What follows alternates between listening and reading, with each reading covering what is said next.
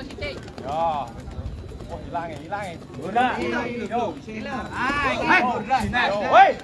Hei.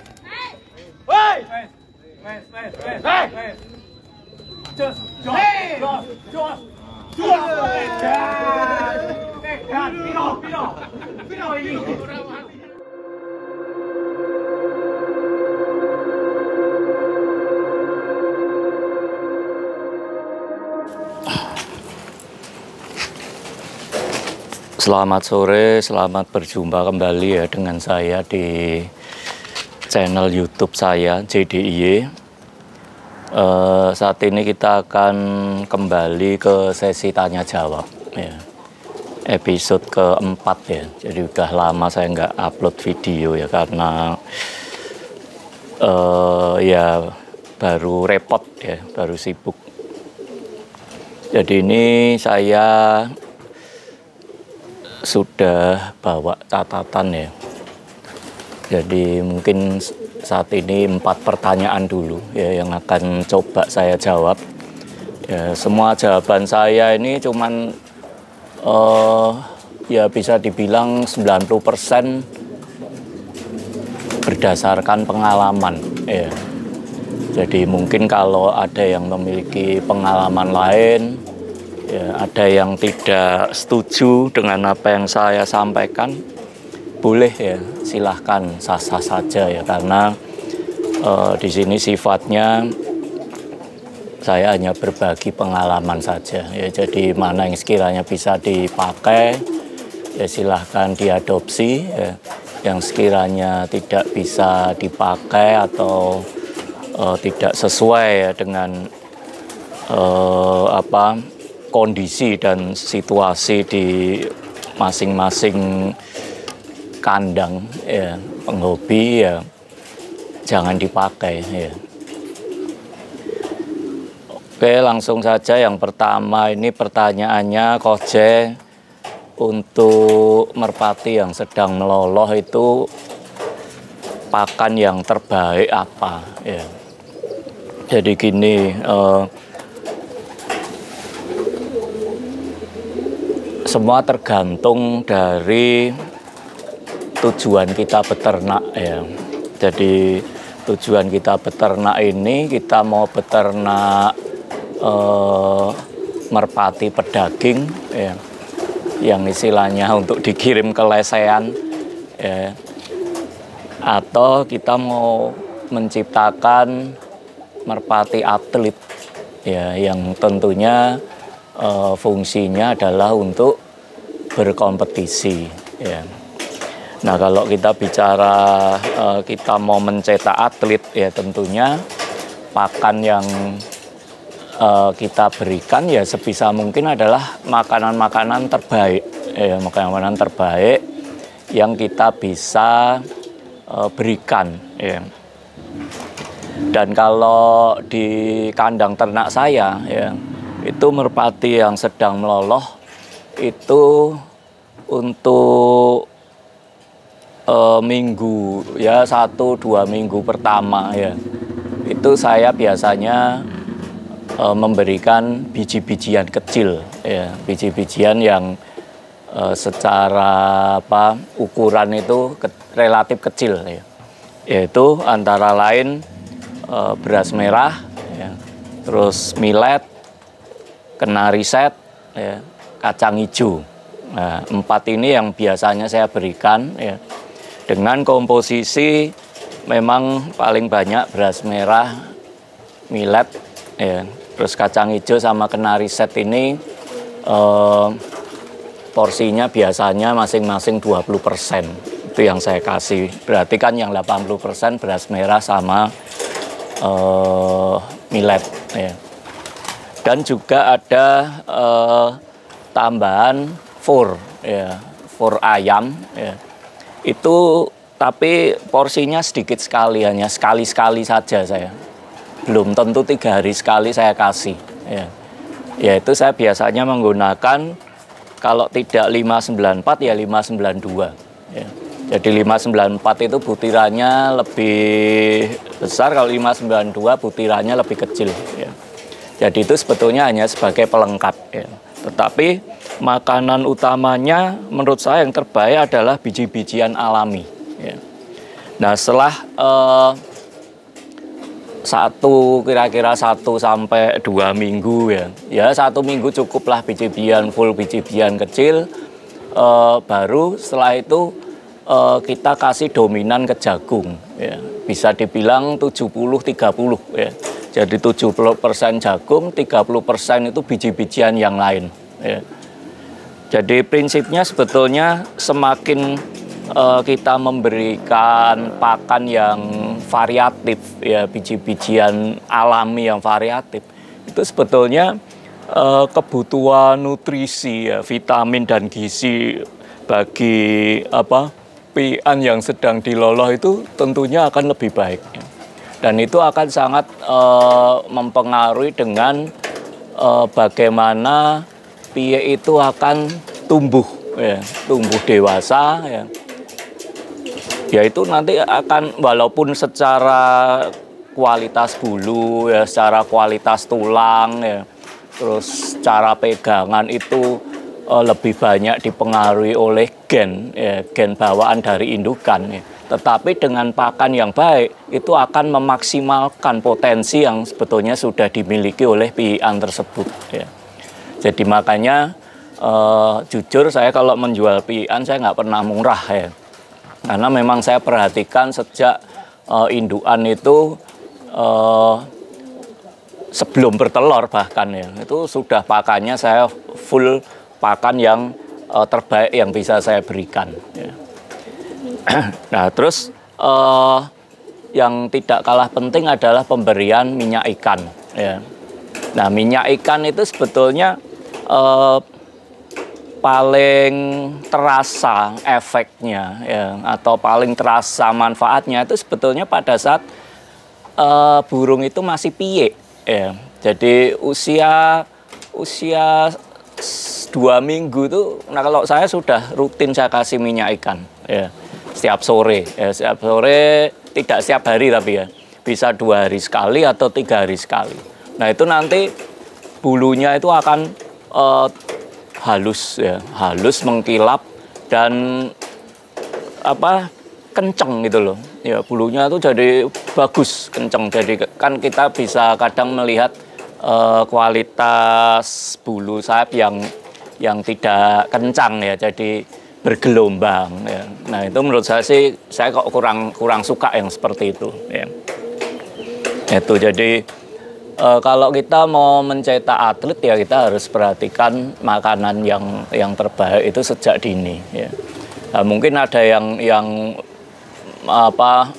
mengatakan bahwa kalau saya menggunakan lebih banyak kasih fur ya nggak apa-apa, itu sah-sah saja ya. Cuman biasanya kalau hanya menggunakan fur ya itu hanya sekedar gemuk aja burung itu.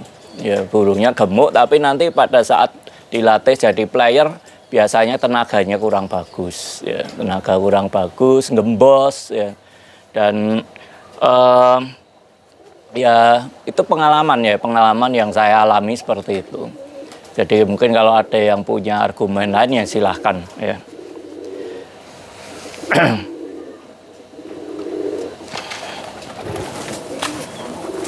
Untuk pertanyaan yang kedua ini ada yang menanyakan, Koja di kandang ternaknya itu menggunakan vitamin dan obat-obatan apa saja ya. Jadi kalau vitamin saya hanya menggunakan minyak ikan dan Vitaplex ya. Jadi nanti mungkin bisa saya munculkan ya, Vitaplex itu seperti apa. Jadi sebetulnya Vitaplex itu vitamin B kompleks ya, tetapi khusus untuk unggas ya. Jadi sebetulnya itu dibuat untuk ayam ya, tetapi nggak apa-apa untuk merpati, hanya dosisnya kita bagi 2 gitu aja ya. Jadi itu biasa saya bisa berikan tergantung kebutuhan ya, sikon ya. Jadi kalau kondisi normal itu bisa 3 hari sekali ya, 3 hari sekali itu itu kan modelnya seperti tablet itu ya. Nah itu tinggal dibagi dua, diloloin aja ya sore. Jadi kalau saya lebih seneng ngeloloinnya itu justru sebelum makan. Ya, jadi sebelum makan diloloin Vitaplek itu setengah tablet, terus baru dikasih makan. Nah itu nanti kan otomatis langsung bercampur dengan makanan yang dimakan dan mudah untuk diserap tubuh ya, dari merpati itu. Ya. Nah Vitaplek ini menurut saya lebih bagus ya dibandingkan dengan vitamin B kompleks yang untuk manusia yang dari IP atau apa itu yang kuning itu ya. Karena ya bagaimanapun juga kan ini didesain dan disesuaikan khusus untuk unggas itu loh. Ya kalau yang vitamin B kompleks IP yang kuning itu kan sebetulnya untuk manusia. Ya. Dan Vitaplek ini mudah sekali larut dalam air. Ya, jadi mungkin kalau yang nggak mau repot, ya mau repot ngeloloin tiap burung setengah tablet, bisa juga dicampur di air. Ya. Cuman kan kalau dicampur di air ini kan namanya merpati kan dosis dia minum itu kan tidak sama. Ya, jadi kalau mau lebih efektif sebetulnya langsung setengah tablet udah diloloskan. Itu otomatis akan lebih efektif ya. Dan mudah sekali diserap oleh tubuh ya. Nah, terutama kalau cuaca mendekati pancaroba ya, ini kan cuacanya udah sebentar lagi mungkin sudah mau turun hujan ya. Bisa masuk dalam kategori pancaroba ya. Nah, itu kita harus mulai antisipasi ya sejak sekarang ya, itu harus rutin kita kasih vitamin ya, kandang juga diusahakan yang kering ya, terus juga kasih makanan yang terbaik ya, minumnya yang bersih ya, karena pada dasarnya kita tidak pernah bisa menolak ya virus yang datang ke kandang kita, bakteri yang hinggap ke kandang kita, itu kita nggak punya kuasa apa-apa gitu loh untuk menolak, karena kan tidak terlihat ya. Virus kita juga tidak bisa terlihat ya, bakteri kita juga tidak bisa melihat ya. Jadi kapan mereka akan berkunjung ke kandang kita tuh kita tidak tahu ya. Jadi yang paling efektif adalah bagaimana kita mempersiapkan imun ya, daya tahan merpati kita itu sejak dini ya. Ya salah satunya adalah dengan pemberian vitamin yang rutin. Jadi kalau vitamin itu sebetulnya aman ya, karena dia bukan obat ya. Kalau obat kelebihan dosis ya pasti berefek tidak bagus ya. Tapi kalau vitamin itu kalau misalkan sampai kelebihan dosis pun dia akan terbuang ya, terbuang di kotoran ya. Jadi menurut saya sih aman. Itu yang vitamin yang saya pakai ya. Kalau obat-obatan sebetulnya saya tidak terlalu sering nyetok obat ya, karena biasanya saya akan beli pada saat dibutuhkan saja ya. Karena kalau kita nyetok terlalu lama takutnya nanti malah rusak ya. Tetapi kalau penyakit-penyakit umum ya seperti pilek ya, itu biasanya saya menggunakan Super N atau Nafas 2 ya. Nah itu menurut saya sih cukup manjur ya, selama kita disiplin dan konsisten gitu loh dalam memberikan obat itu cukup manjur. Nah kalau burung kena snot ya, burung kena snot itu paling efektif selama ini saya menggunakan tetraklor ya. Tetraklor kita buka kapsulnya ya, kita taburin langsung ke mulutnya, mulut dibuka, taburin, nggak perlu terlalu banyak, terus sama mata yang bengkak ya, kiri kanan aja kasih ditaburin sedikit ya. Itu cepat sekali ya, 2-3 hari pasti sembuh ya. Tuh. Nah kalau untuk obat cacing saya selama ini selalu menggunakan ini ya, klenik ya. Klenik obat cacing ini menurut saya, selama ini saya pelihara merpati, saya sudah menggunakan banyak sekali berbagai macam obat cacing. Menurut saya ini terbaik ya, menurut saya ini yang terbaik. Dan efek dari pemberian obat ini instan gitu loh, saya senangnya di situ. Jadi kalau kita mendapati merpati kita yang terlihat lesu ya, atau makan banyak tapi kok badannya kayak nggak terisi ya, terlalu ringan, ampang ya, terus bulunya kusam ya, itu kemungkinan ada yang nggak beres itu loh. Kemungkinan besar burung itu cacingan ya. Nah kalau selama ini pengalaman saya, setiap saya berikan obat ini, kletik ini ya, biasanya pagi pada saat tembolok masih kosong, ya itu langsung saya masukin 1 kapsul, saya sendirikan ya. Itu nggak perlu waktu yang lama ya. Kita tunggu beberapa saat itu, kalau memang burung itu cacingan ya, itu biasanya langsung keluar dari dua tempat ya. Dari anusnya ya, dia buang kotoran, keluar cacing, dan dari tembolok itu bisa dikeluarkan ya. Jadi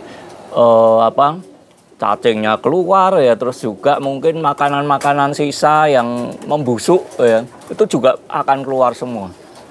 Dan yang istimewa, burungnya itu tidak menjadi lemas ya. Jadi setelah bersih ya, terus kita kasih makan seperti biasa, udah ya beraktivitas normal ya. Nah ini klenik ya, jadi mungkin cuman saya nggak jualan ya, jadi kalau mau beli ya silahkan langsung ke pabriknya atau ke distributornya, nanti mungkin saya kasih info di deskripsi ya.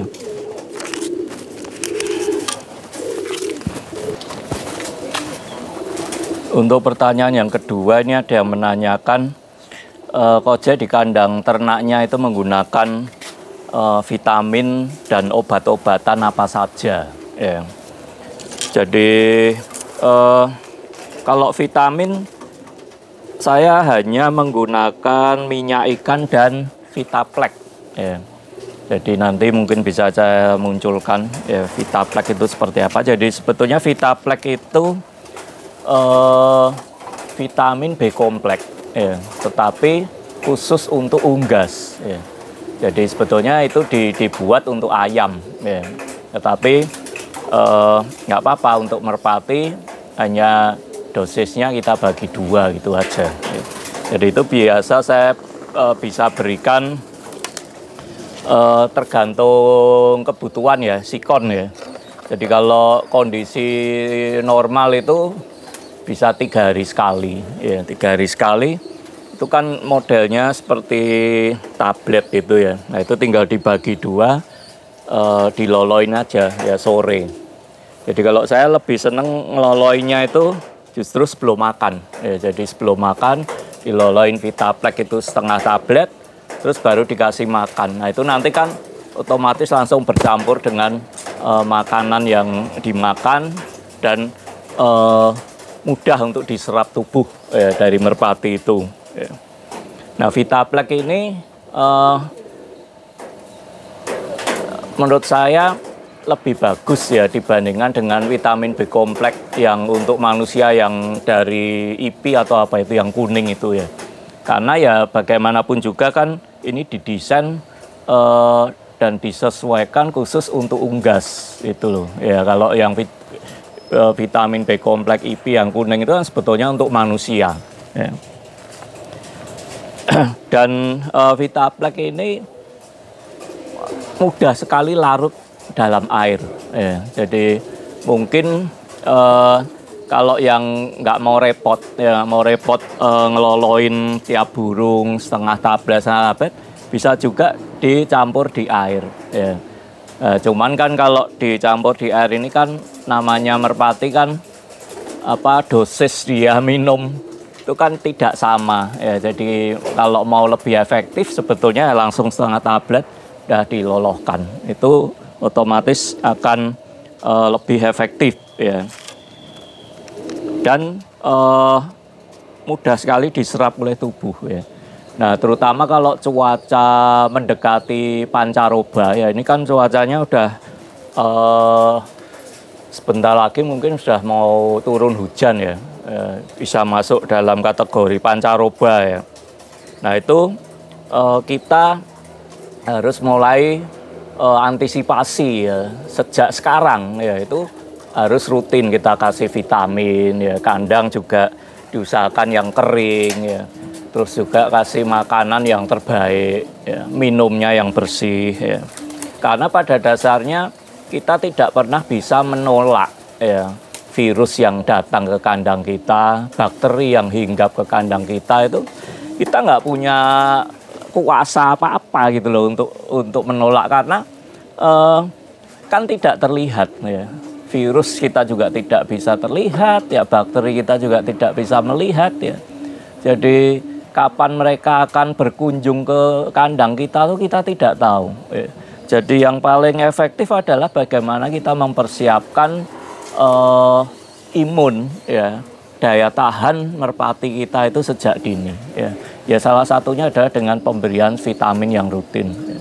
Jadi kalau vitamin itu sebetulnya aman ya, karena dia bukan obat ya. Kalau obat kelebihan dosis ya pasti berefek tidak bagus ya. Tapi kalau vitamin itu kalau misalkan sampai kelebihan dosis pun dia akan terbuang ya, terbuang di kotoran ya. Jadi menurut saya sih aman. Itu yang vitamin yang saya pakai ya. Kalau obat-obatan sebetulnya saya tidak terlalu sering nyetok obat ya, karena biasanya saya akan beli pada saat dibutuhkan saja ya. Karena kalau kita nyetok terlalu lama takutnya nanti malah rusak ya. Tetapi kalau penyakit-penyakit umum ya seperti pilek ya, itu biasanya saya menggunakan Super N atau Nafas 2 ya. Nah itu menurut saya sih cukup manjur ya, selama kita disiplin dan konsisten gitu loh dalam memberikan obat itu cukup manjur. Nah kalau burung kena snot ya, burung kena snot itu paling efektif selama ini saya menggunakan tetraklor ya. Tetraklor kita buka kapsulnya ya, kita taburin langsung ke mulutnya, mulut dibuka, taburin, nggak perlu terlalu banyak, terus sama mata yang bengkak ya, kiri kanan aja kasih ditaburin sedikit ya. Itu cepat sekali ya, 2-3 hari pasti sembuh ya. Tuh. Nah kalau untuk obat cacing saya selama ini selalu menggunakan ini ya, klenik ya. Klenik obat cacing ini menurut saya selama ini saya pelihara merpati, saya sudah menggunakan banyak sekali berbagai macam obat cacing. Menurut saya ini terbaik ya, menurut saya ini yang terbaik, dan efek dari pemberian obat ini instan gitu loh. Saya senangnya di situ. Jadi kalau kita mendapati merpati kita yang terlihat lesu ya, atau makan banyak tapi kok badannya kayak nggak terisi ya, terlalu ringan, ampang ya, terus bulunya kusam ya, itu kemungkinan ada yang nggak beres itu loh. Kemungkinan besar burung itu cacingan ya. Nah kalau selama ini pengalaman saya, setiap saya berikan obat ini, klenik ini ya, biasanya pagi ya, pagi pada saat tembolok masih kosong ya, itu langsung saya masukin 1 kapsul, saya sendirikan ya. Itu nggak perlu waktu yang lama ya. Kita tunggu beberapa saat itu, kalau memang burung itu cacingan ya, itu biasanya langsung keluar dari dua tempat ya.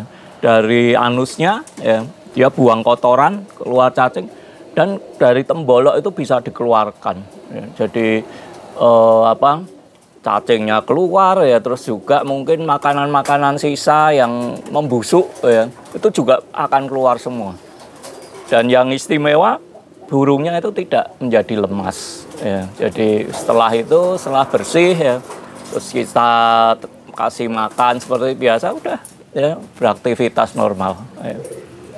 Nah ini klenik ya, jadi mungkin cuman saya nggak jualan ya, jadi kalau mau beli ya silahkan langsung ke pabriknya atau ke distributornya. Nanti mungkin saya kasih info di deskripsi ya.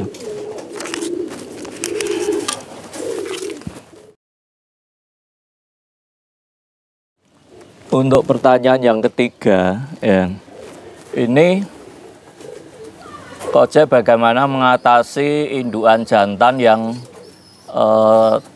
telurnya tidak ngisi ya atau bening ya.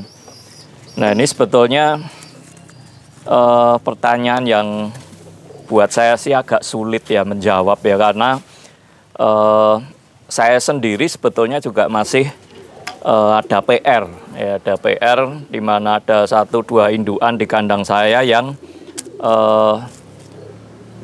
tidak ngisi ya, dan sudah saya coba treatment dengan beberapa cara, ada yang berhasil ya, dan ada yang sampai sekarang tidak ada hasilnya ya. Nah sebetulnya untuk kita bisa melakukan ya tindakan apa ya terhadap merpati kita indukan jantan yang tidak ngisi telurnya, yaitu yang pertama kita harus tahu dulu ya penyebabnya apa ya, penyebabnya merpati itu kok terus telurnya tidak ngisi, kenapa ya. Itu kan banyak faktor ya, bisa karena usia ya. Jadi kalau usianya memang sudah terlalu tua ya kita jangan terlalu banyak berharap gitu loh, karena ya itu memang sudah takdirnya dia sudah tidak produktif gitu loh. Tetapi kalau usianya relatif masih dalam usia-usia produktif ya, nah itu kita coba cari tahu lagi ya kenapa sebabnya ya. Apakah nah kita juga bisa coba ingat-ingat ya riwayat kesehatannya selama ini bagaimana, apakah pernah sakit ya merpati itu. Nah kebanyakan yang terjadi itu merpati pernah sakit dan kita pernah memberikan obat ya dengan dosis yang kurang tepat ya. Jadi mungkin dosisnya terlalu tinggi, memang sembuh ya. Jadi sakit kita obati sembuh ya, tetapi efeknya itu tadi. Jadi tidak produktif ya. Tuh. Atau bisa juga merpati itu stres ya. Karena stres itu juga akan mempengaruhi ya. Misalkan ya terlalu sering kita ganti-ganti betina ya, itu juga bisa menyebabkan stres. Terus yang kedua lama tidak dilolohkan ya. Jadi siap nelor dipindah, siap nelor dipindah, siap nelor dipindah, itu juga bisa menyebabkan stres ya. Jadi sekali-sekali harus diberi kesempatan untuk meloloh ya. Terus juga bisa juga karena predator ya, atau mungkin ya nggak usah ngomong yang terlalu ini ya, mungkin tikus ya. Jadi tikus itu juga kadang bisa bikin stres juga ya. Gitu. Jadi intinya kita harus tahu dulu penyebabnya apa. Nah kesalahan kita sebagai peternak ya itu biasanya cenderung kita akan mengobati ya setelah terjadi masalah gitu loh. Nah makanya dengan apa kejadian seperti ini coba kita rubah cara berpikir kita rubah treatment ke indukan kita itu, jangan menunggu indukan itu sampai bermasalah baru kita bingung mencari solusinya. Nah sebetulnya pada saat indukan itu masih produktif, saat itulah sebetulnya yang harusnya benar-benar kita perhatikan ya, terutama indukan-indukan yang mungkin usianya sudah cukup ya tidak bisa dibilang muda ya. Nah itu harus benar-benar kita perhatikan, terutama pakan ya. Nah kalau yang saya lakukan di sini indukan-indukan produktif ini yaitu simple aja sebetulnya ya, vitamin ya, terus pakan biji-bijian yang variatif ya. Terus juga yang tidak kalah penting itu adalah grit ya. Nah, grit di sini sebetulnya kalau saya sebetulnya tidak harus selalu menyediakan ya, karena semua indukan saya itu selalu saya lepas ya, saya umbar, tidak ada satupun indukan yang saya kurung 24 jam ya. Karena saya punya pemikiran bahwa indukan yang bahagia ya, karena mereka juga butuh bahagia ya. yang mereka bisa terbang bebas, bisa turun ke bawah, ya, mencari bikin sangkar, ya, itu pasti akan menghasilkan anak-anak yang bisa lebih baik juga, ya, secara karakter, ya, dan itu. Jadi yang ingin saya sampaikan adalah pada saat indukan itu masih produktif, ya, nah itu sebetulnya saat-saat yang sebetulnya harus kita benar-benar perhatikan, ya. Jangan nunggu dia sudah tidak produktif baru kita perhatikan, bingung kita mencari jalan keluar, ya. Jadi ya itu tadi, pakan yang baik, ya, terus juga harus kena sinar matahari, ya. Variatif, biji-bijian yang variatif, terutama kacang hijau, ya. Kalau indukan itu terutama kacang hijau itu coba porsinya dikasih rutin, ya. Itu berdasarkan pengalaman saya, masa produktifnya itu akan jauh bisa lebih panjang, ya, dibanding yang hanya kita perlakukan ala kadarnya, ya, itu. Nah, kalau sudah mentok, ya, dan kita benar-benar merasa bahwa indukan ini sangat spesial, ya, tetapi kok nggak ngisi, ya nggak ada salahnya sih kita tetap berupaya, ya.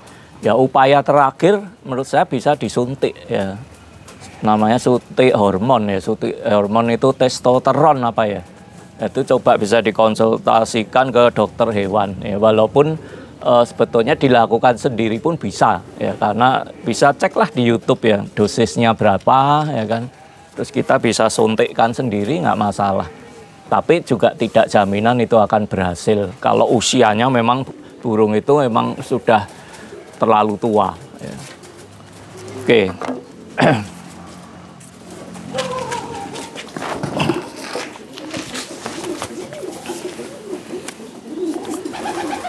Untuk pertanyaan yang terakhir ini ada yang menanyakan, Koje, kalau melatih piye itu kapan yang saatnya untuk digandeng, ya. Nah, ini sebetulnya jawabannya tergantung kebutuhan, ya. Jadi nggak ada sih rumusnya kapan harus digandeng, ya.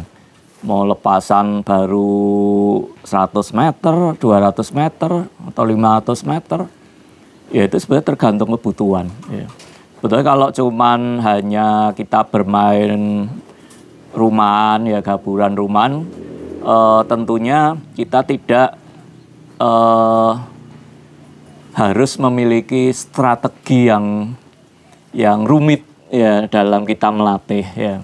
Tetapi kalau kita sudah bicara melatih pian yang kita persiapkan untuk kompetisi di suatu lapak, ya, nah itu harus ada strategi dalam melatih sehingga merpati itu nantinya menjadi atlet yang sesuai seperti yang kita harapkan, ya. Nah, strategi ini dalam melatih tentunya akan kita sesuaikan dengan aturan main, ya, aturan main di mana kita bermain di lapak tersebut, ya. Jadi kalau ada kita bermain di lapak yang mewajibkan bahwa burung gandeng, ya, pada saat diadu, ya tentunya kita melatihnya nanti akan variatif dan mungkin persentasenya akan lebih sering kita ajari untuk digandeng, ya. Tetapi kalau ada lapak yang aturan mainnya tidak mewajibkan gandeng, ya, yang penting burung datang tinggi, ninggal nggak masalah, ya. Nah tentunya kita pola latihnya akan beda lagi, gitu loh, ya. Jadi burung mungkin bisa sampai 1 kilo, 2 kilo tetap kita engkel terus, ya. Karena untuk memperkuat satu jalurnya dan juga memperkuat karakter asli dari burung itu, ya. Jadi karakter bawaan gen indukan itu kita harus matengkan dulu, ya. Tapi kalau dari nol kita sudah sedikit digandeng, nanti sedikit banyak karakternya akan ngikut gandengan, ya. Jadi makanya kapan piye dilatih mesti digandeng itu tergantung kebutuhan, ya. Tetapi kalau saya pribadi, ya, mau di lapak itu wajib gandeng atau tidak, itu kalau ngelatih awal-awal tetap wajib saya latih itu ankle. Ya. Jadi burung harus otaknya harus bekerja, ya bekerja dia bisa menentukan arah pulangnya sendiri dulu, ya kan. Terus gaya terbang bawaan dari gen indukan itu harus terbentuk sendiri dulu, ya.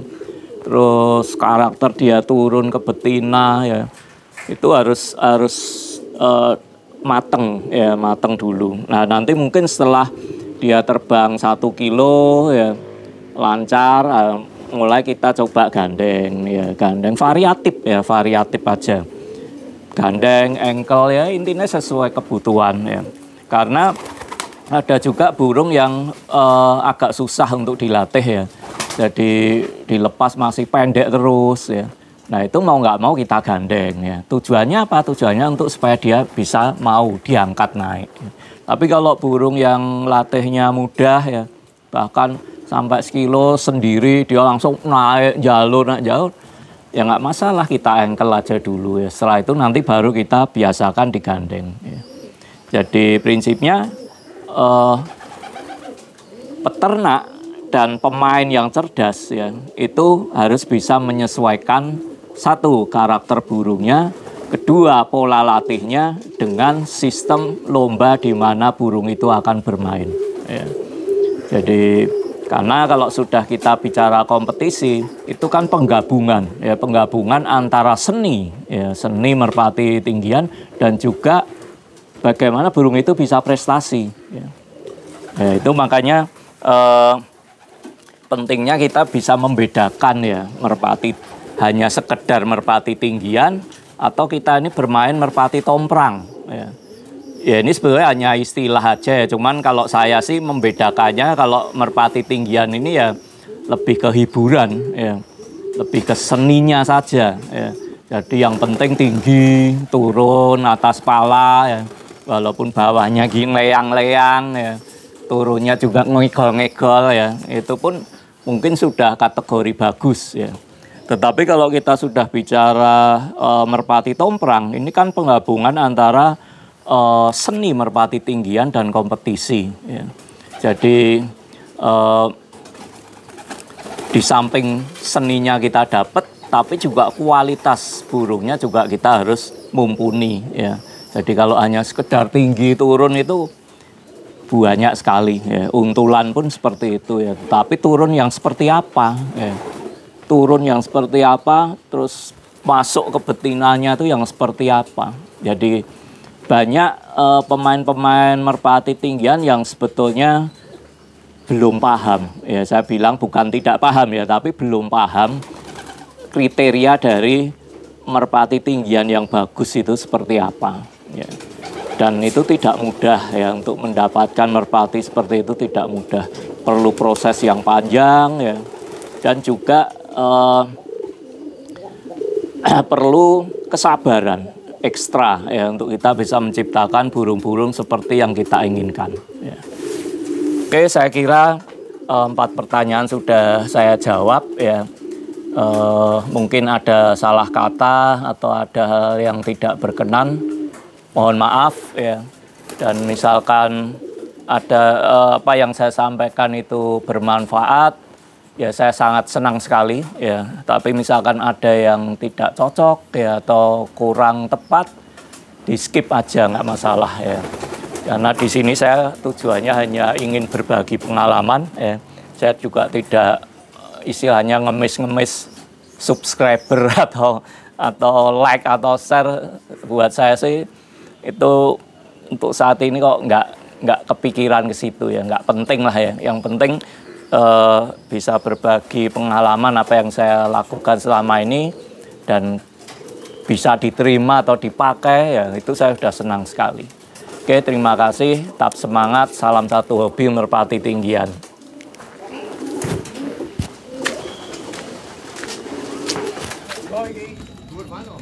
Wah, ada 12 kayak, woi.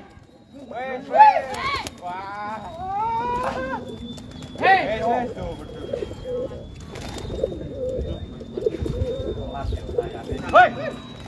oh, yo gandeng. Benar.